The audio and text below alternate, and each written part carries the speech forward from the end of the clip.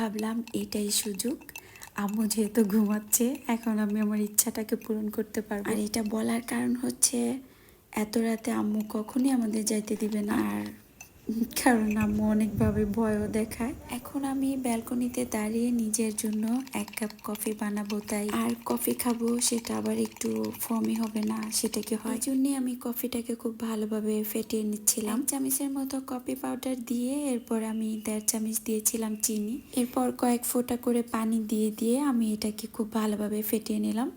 আর এখন আমার তৈরি হয়ে গেল মজাদার পছন্দের কফি। এই যে আমি খুবই আলতোভাবে এটাকে নেড়ে নিচ্ছিলাম যাতে উপরের এই ফোমি ভাবটা নষ্ট না হয়ে যায়।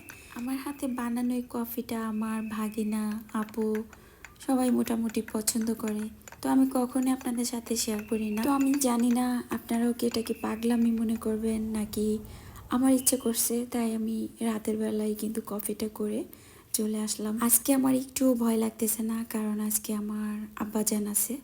তো আপুকে বলেছিলাম, আপুকে শুয়ে পড়ছে, আর আমার কেন যেন ইচ্ছে করতেছিল যে আমি আমার ইচ্ছেটাকে পূরণ করব, আমার যেটা ভালো লাগে আমি সেটাই করব। আচ্ছা আপনারাই বলেন তো, আমার এই ভালো লাগার মধ্যে কি কোনো ভুল ত্রুটি আছে?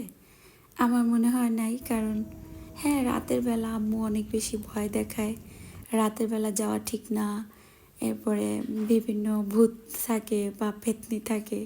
তা আমার কেবল যেন মনে হচ্ছিল আজকে ভূত আমাকে দেখে ভয় পাবে, কারণ আমি আজকে সাদা ড্রেস পরে এসেছি আর ভূত নাকি সাদাই পরে।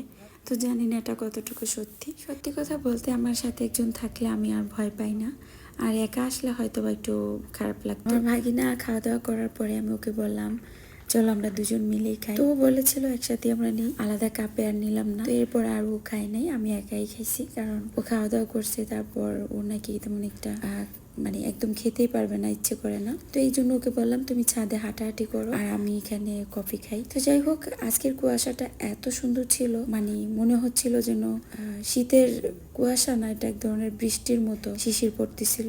আর এর আগেও আমি একটা ভিডিও শেয়ার করেছিলাম ফেসবুক পেজে। এই যে আমার শখের ফুলগুলো দেখতে পাচ্ছেন কত সুন্দর লাগতেছে, অবহেলা অযত্নে বেড়ে ওঠা ফুলগুলো মাশাআল্লাহ অনেক বেশি সুন্দর। আমি জানি না আমার মতো আর কারো কি এরকম ইচ্ছে করে কিনা, রাতের কুয়াশায় হেঁটে হেঁটে নিজের জন্য 1 কাপ কফি বানিয়ে নিয়ে উঠে তারপরে সেটাকে এনজয় করা। আলহামদুলিল্লাহ, আমার মনে হয় দুনিয়াতে যতদিন বেঁচে আছি আল্লাহ যেন সব সময় আমাকে এমনটাই রাখেন। আর যাই হোক, আমার দ্বারা কেউ কষ্ট না পাক। ভাগিনাকে বললাম বাবা তোমাকে একটু কষ্ট দিয়েছি, তুমি মনে কিছু নিও না, রাত জাগায় তোমাকেও আমি হাঁটাচ্ছি। তো সে এটা নিয়ে মোটেও কষ্ট নেয় না, তার কাছেও ভীষণ ভালো লাগতেছে। আপনাদের ইচ্ছাগুলোকেও কিন্তু আপনারা চাইলে এভাবেই পূরণ করতে। আজকের মতো টাটা।